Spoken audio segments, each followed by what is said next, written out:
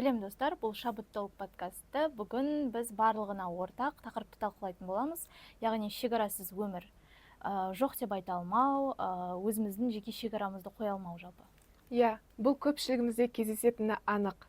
Яғни біз біреуді ренжітпейміз деп кейде өзімізді ренжітіп алатын кездер болады.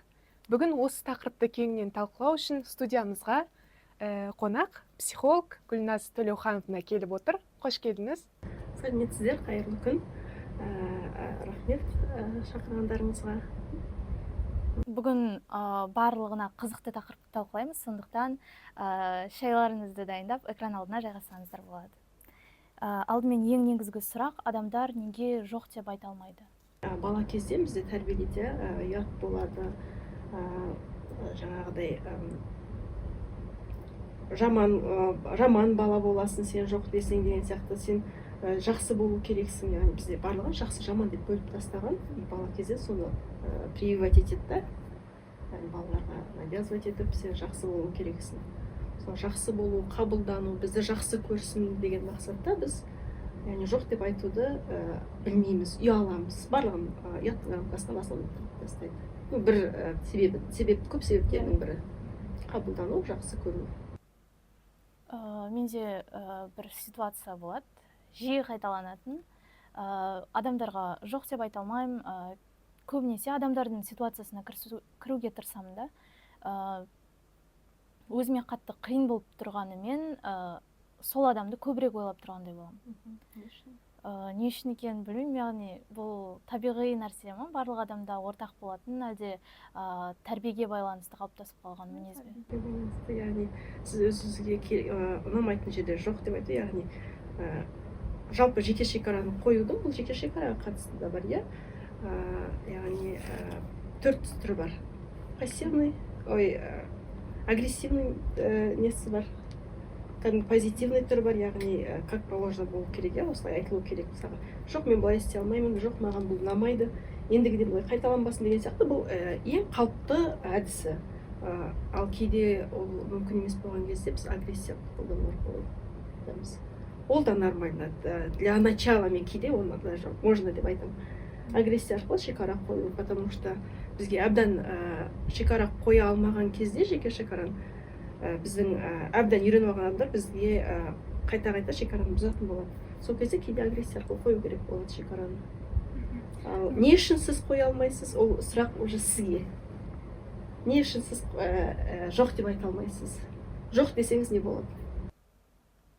Ренжітіп алудан қорқатын шығармын. Ренжісе не болады? Бұл жерде менің ойымша адам табиғатына байланысты сияқты.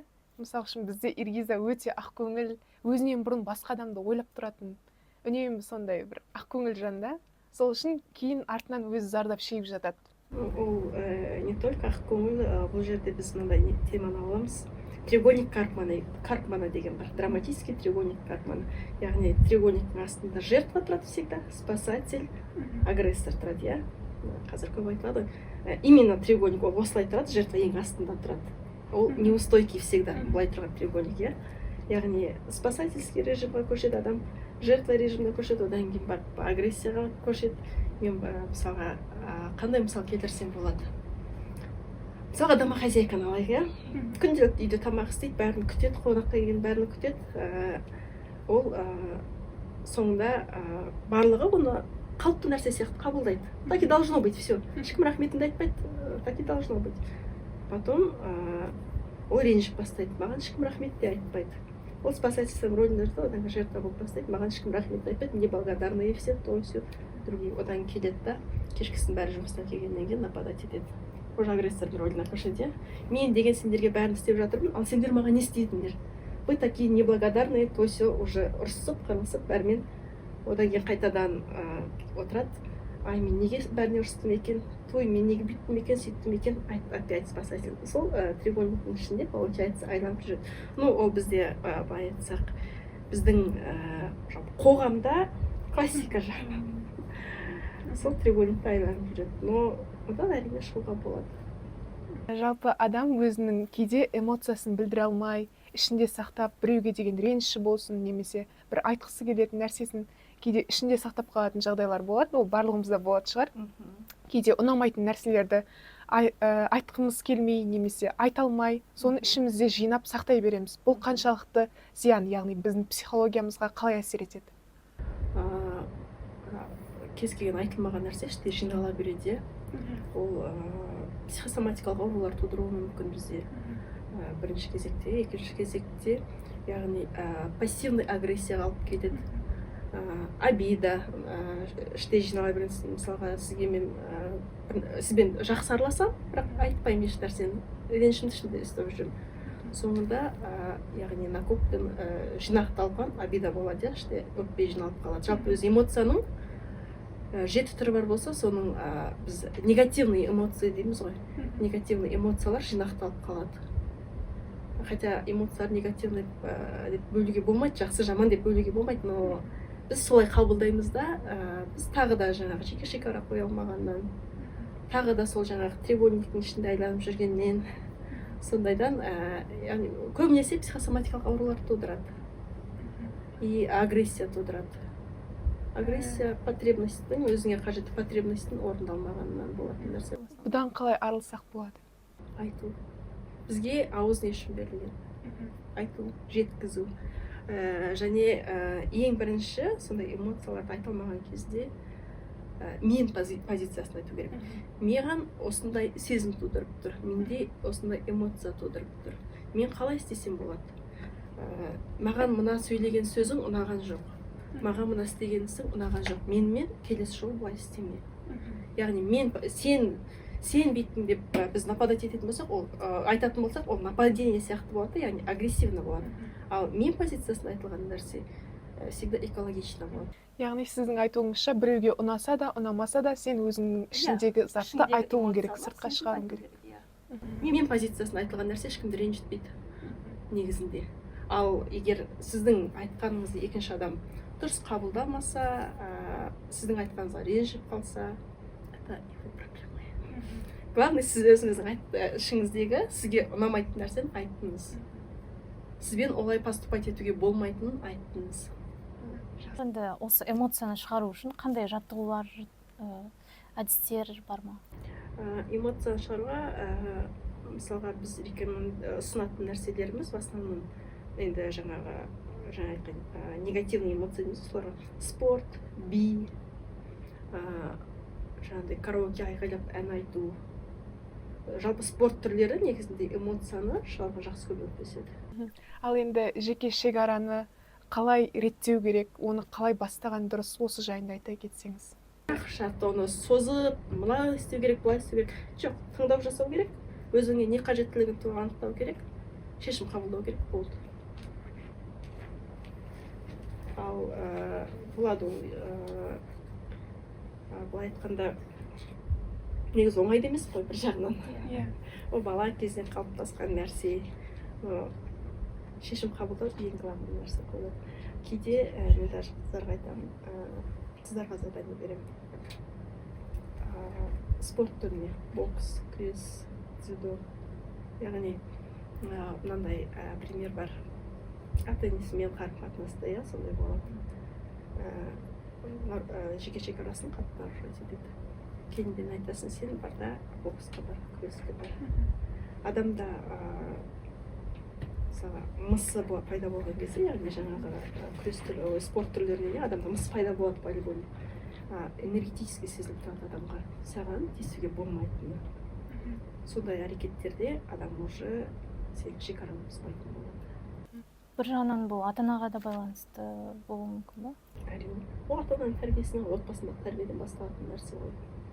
Отбасында бізде неге жеке шекара қойылмайды? Ең бірінші ұят болғандықтан басталады. Сен ана кісіге барып көмектесе сал, ұят болады. Сен ана үлкен кісіге ештеңе деме, ұят болады. Барлығын яғни ұяттың рамкасына салып тастайды. Жалпы менде де ондай нәрсе кездеседі. Ұят болады, олай істемесең туысқаныңнан ұят, досыңнан ұят, немесе басқа біреуден ұят деген сияқты. Және содан сен өзіңнің қалауыңды ысырып, мысалы бір жоспар құрып қоясың алдағы күнге, немесе достарыңмен кездесуің керек болады. Сол кезде өзіңнің былайша айтқанда қалауыңды ысырып, басқа біреудің, мысалы үшін менің баламды қарап бер деп туысқандарың айтып жатса, жарайды деп ұят болмасын, ол кісі ренжіп қалмасын деп кейде соған келісіп жатамыз. Ал кейде бір рет барасың, екінші рет барасың, тағы үшінші рет көмектесесің, одан кейін түсінесің. Яғни сенің бірінші өзіңнің таңдауың маңызды, өзіңнің жоспарларың маңызды екенін. Содан кейін, яғни бірден келмейді бұл нәрсе. Осылай жайлап өзіңді түсініп, өзіңді бірінші орынға қойып, қалыптасқаннан. Ұят деген нәрсе, ұяттың рамкасы, былай айтқанда, запрет на взросление. Яғни сен есеюіңе, жеке тұлға болуыңа тыйым ғой. Сен ананың айтқанмен жүргерсің, өзің таңдамау керексің, главное. Взросление дегеніміз андай жай үлкен адам болу емес, психологический взросление. Яғни өзіңде ішкі стойкий я болса, саған басқаның не айтатыны, басқаның жаңағы ұяттың. Главное, сен ұят дегеніміз жалпы негізінде аморальные действия ғой, поступки. Яғни сен жоқ деген жерде, яғни бара алмаймын, мен көмектесе алмаймын. Сен аморальный поступок жасап жатқан жоқсың, шын мәнінде. Значит, ол ұят емес. Просто ұяттың артында чувство вины, обида, тағы әртүрлі нелерді, сезімдерді соның ішіне қоршап қойған жаңа. Сонымен сол аморальное действие не делаешь, он еш нәрсесі ұят емес. Бізде просто мынандай система бар, мысалы республика сияқты, родовая система. Мысалы біздің отбасында, біздің родта, біздің текте ондай нәрсе болмайды. Все, сол запрет, сол рамкадан ғана шықпау керексің. Сен сол родовая системаның нәрсесінен, рамкасынан шығып кеттің ба, болды, ұят деген сияқты, сондай бір рамкалерге тап тастайды да бізді. На самом деле ұят еш нәрсесі жоқ, оның ұялатын. Если аморальные действия не делаешь, поступки не делаешь. Түсінікті. Енді біздің көріп отырған көрермендерімізге өзіңіздің бір жеке айтатын кеңестеріңіз бар ма осы тақырып бойынша? Айтатын кеңесім бар. Мен жалпы көбінесе айтатын кеңесім, енді өзімде қыз бала жоқ, қыз баласы бар, туыстарым бәрін айтамын. Қыздарды жаңағы спорт түріне, өзін өзі қорғау спорт түріне, біздің тем более қазіргі заманда міндетті түрде спорт түріне беріңіздер. Қыздарды өзін өзі қорғауға үйретіңіздер. Жаңағы айтқан ұят, бізде ұяттың тағы рамкасы тапсайды. Сен жаңағы ертең күйеуге шыққаннан отбасыңда айтсаң ұят, сен жаңағы күйеуің ұрып соғып жатса айтсаң ұят, сен ажырасып жатсаң ұят.